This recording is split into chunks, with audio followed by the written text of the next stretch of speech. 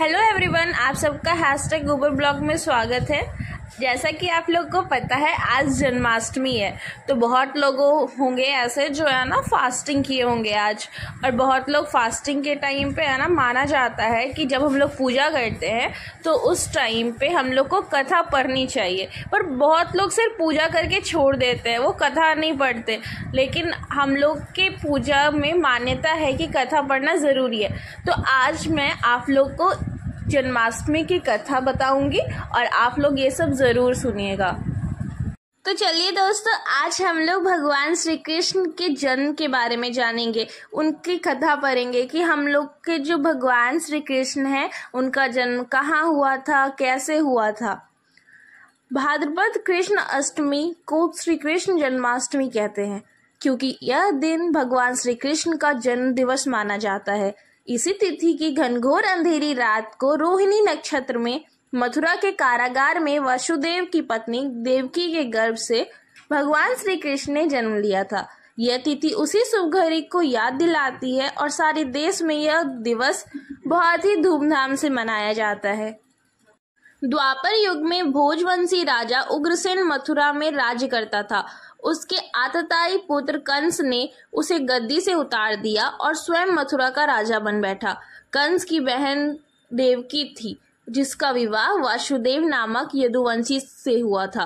एक समय कंस अपनी बहन देवकी को उसकी ससुराल पहुंचाने ले जा रहा था। रास्ते में आकाशवाणी हुई, हे कंस, जिस देवकी को तू बड़े प्रेम से ले जा रहा है उसी में तेरा काल बसता है।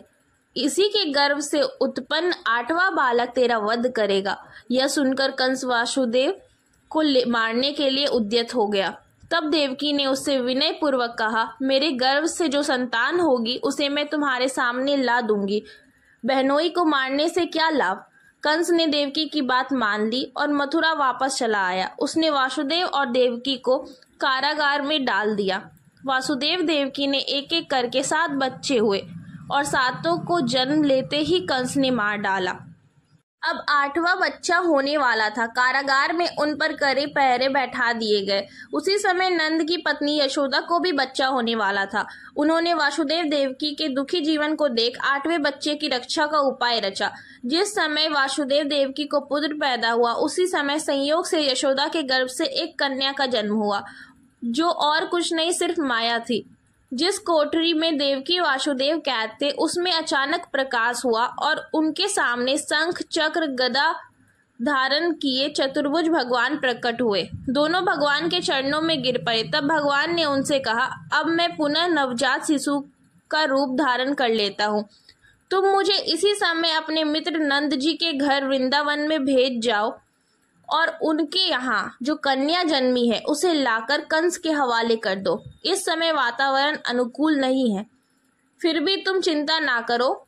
जागते हुए पहरेदार सो जाएंगे, कारागार के फाटक अपने आप खुल जाएंगे और उफनती अथाह यमुना तुमको पार जाने का मार्ग दे देगी। उसी समय वासुदेव नवजात शिशु रूप श्री कृष्ण को सूप में रखकर कारागार से निकल पड़े और अथाह यमुना को पार कर नंद जी के घर पहुंचे।